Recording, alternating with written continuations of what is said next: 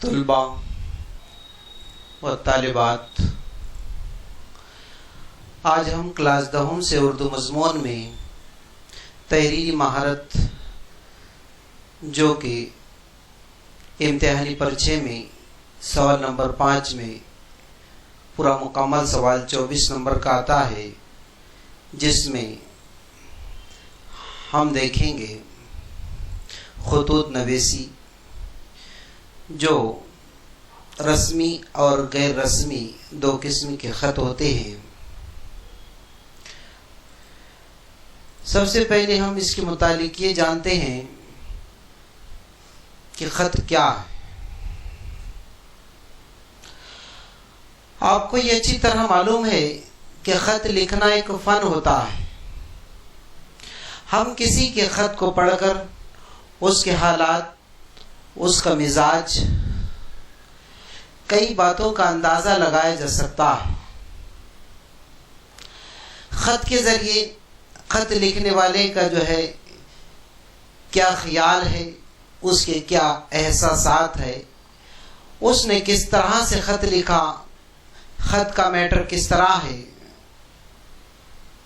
اور خط جو ہے کس انداز میں، جامع انداز میں لکھا یا نہیں لکھا۔ آپ نے اپنے بڑوں سے یا استاد سے سنا ہوگا کہ ماضی قریب میں خط کو کافی اہمیت حاصل تھی۔ پچھلی جماعتوں میں آپ زبان و ادب کے مشہور افراد کے کئی خطوط کا مطالعہ کر چکے ہیں۔ ایک وقت تھا جب ہم اپنے متعلقین کو پابندی سے خط لکھا کرتے تھے، لیکن ٹیلی فون، موبائل، ای میل اور دیگر ایسے کئی ذرائع آج کے دور میں رائج ہو چکے ہیں، جس کی وجہ سے خط کا لکھنا دھیرے دھیرے ختم ہو چکا ہے، بلکہ ہوتے جا رہا ہے۔ لیکن خط کے ذریعے تبادلہ خیال میں کمی آ جانے کے باوجود آپ اس بات سے انکار نہیں کر سکتے کہ خط کی اہمیت اور افادیت وہی قائم ہے۔ خط کو دیکھا جائے تو یہ دو قسم کے ہوتے ہیں، ایک رسمی خط ہوتا ہے، دوسرا غیر رسمی ہوتا ہے۔ رسمی خط ایک عریضہ ہوتا ہے، درخواست ہوتی ہے، یہ کاروباری خط ہوتا ہے۔ ہم ہماری ملازمت کے لیے، کاروبار کے لیے کسی کو جب خط لکھتے ہیں تو یہ رسمی خط میں اس کا شمار ہوتا ہے۔ اس کے برعکس ایک غیر رسمی خط ہوتا ہے جو کہ ہم رشتہ داروں کو، ہمارے دوست و احباب کو، لڑکیاں اپنی سہیلیوں کو، بھائی بہن کو، والد اپنے بچے کو، بچے اپنے والدین کو، یا رشتہ داروں میں کسی اور کو جو خط لکھا جاتا ہے اسے غیر رسمی خط کہتے ہیں۔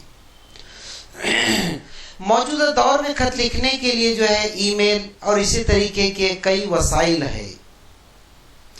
اب مستقبل میں ان وسائل کو بہت زیادہ استعمال ہوگا،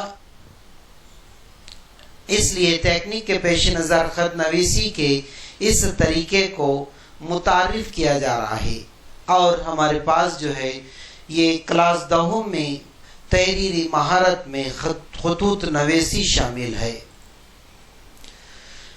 اب خط جو ہے میں نے آپ کو بتایا کہ رسمی ہے، غیر رسمی ہے۔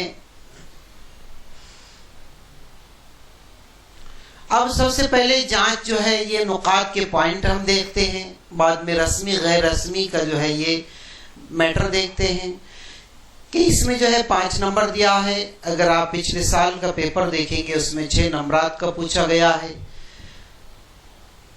اب یہ خط کا جو خاکہ ہے یہ بڑی اہمیت رکھتا ہے قدر پائمائی کے اعتبار سے۔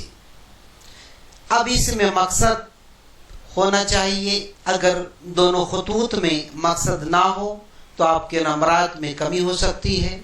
اگر آپ القاب استعمال نہیں کرتے ہیں ایسی صورت میں بھی آپ کا جو ہے نمبرات کٹ سکتے ہیں۔ نفس مضمون اگر صحیح نہ ہو ایسی صورت میں بھی آپ کے نمبرات کٹ سکتے ہیں۔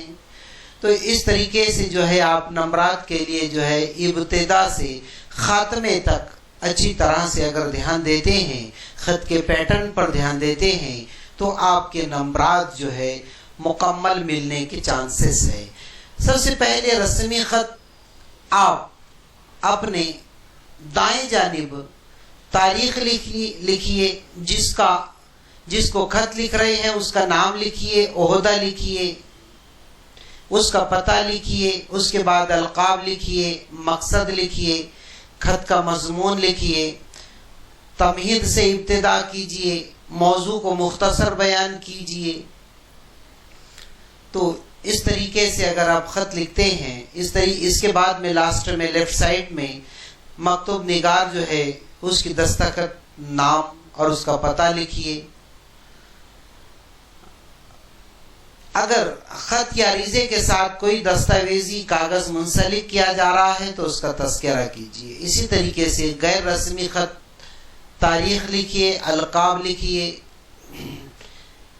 جو احوال ہے اس کا اظہار کیجیے، خیریت دریافت کیجیے، آپسی معاملات کا اظہار کیجیے، رشتے اور تعلقات کے لحاظ سے اس میں کچھ جملے ڈالیے۔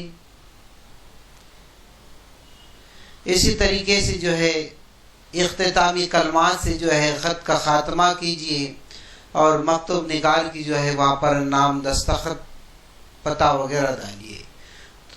تو اس طرح سے طلبہ جو ہے یہ خط ہوگا۔